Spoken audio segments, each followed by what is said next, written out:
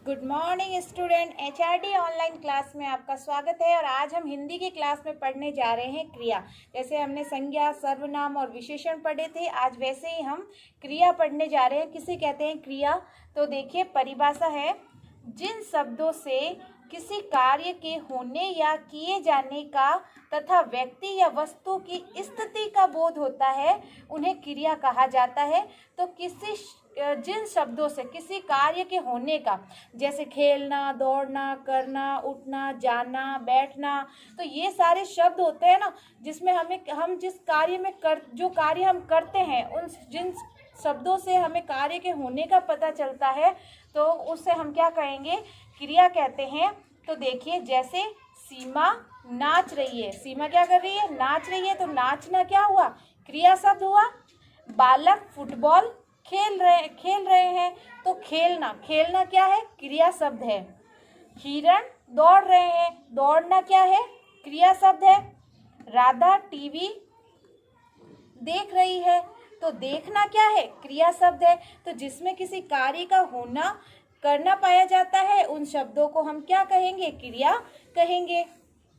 अभी हमने क्रिया के बारे में पढ़ा था। अब हम पढ़ रहे हैं क्रिया के प्रकार। क्रिया के कितने प्रकार होते हैं? तो क्रिया के 2 प्रकार होते हैं, सकर्मक क्रिया और अकर्मक क्रिया। तो सकर्मक क्रिया किसे कहते हैं? तो देखिए, जिस वाक्य में क्रिया कर्म की ओर, कर्म का अर्थ होता है काम, कर्म का अर्थ क्या होता है? काम। क्रिया कर्म की ओर संकेत करती है, उसे सकर्मक क्रिया कहते हैं। जैसे लखन पुस्तक पढ़ रहा है। तो लखन क्या पढ़ रहा है? पुस्तक पढ़ रहा है ना।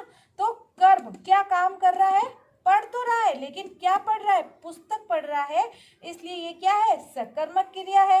राधा सेब खा रही है। अगर यहाँ पे सिर्फ इतना होता कि राधा सेब नहीं, सिर्फ खा रही है, तो क्या खा रही है ना। अगर हमें किसी चीज का, किसी प्रश्न का जवाब मिल रहा है, तो उसमें क्या होगी? सकर्मक क्रिया होगी। जैसे राधा क्या खा रही है? तो राधा सेब खा रही है। तो सेब क्या हो गई? इसके अंदर सकर्मक। काम क्या कर रही है? सेब खा रही है। तो ये हो गई सकर्मक क्रिया, जिसमें कर्म की ओर संकेत करेगा कि क्या कर्म कर रहे हैं, क्या काम कर रहे हैं। वो क्रिया कौन सी क्रिया कहलाएगी? सकर्मक क्रिया कहलाएगी। दूसरा प्रकार है अकर्मक क्रिया। अभी हमने सकर्मक पढ़ा था, अब हम पढ़ रहे हैं अकर्मक क्रिया। क्रिया के 2 प्रकार ही होते हैं। अकर्मक क्रिया किसे कहते हैं? तो देखिए, जिस वाक्य में केवल क्रिया का ही बोध होता है, उसमें क्रिया के साथ काम में कर्म का बोध नहीं होता है, उसे अकर्मक क्रिया कहते हैं। देखो, ऐसे वाक्य जिसमें सिर्फ क्रिया के होने का पता चलता है, लेकिन कर्म का, क्या कार्य कर रहा है वो हमें पता नहीं चलता है, कर्म का पता नहीं चलता है, तो उसमें हम क्या कहेंगे? अकर्मक क्रिया कहेंगे। जैसे राम खा रहा है। राम क्या कर रहा है? खा रहा है। खाना क्रिया है, लेकिन क्या खा रहा है हमें नहीं पता चल रहा है ना। कुछ भी खा सकता है, खाना खा सकता है, फल खा सकता है ना।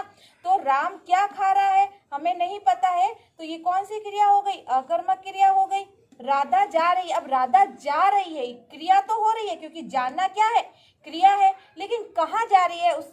हमें प्रश्न का जवाब नहीं मिल रहा है, उत्तर नहीं मिल रहा है। तो राधा जा रही है, तो कौन सी क्रिया है? अकर्मक क्रिया है।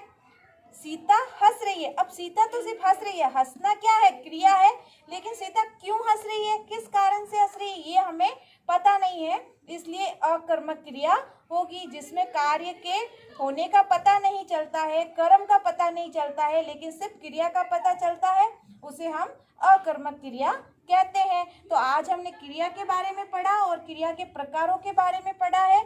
तो आज आपको ये कॉपी वर्क करना है। Thank you.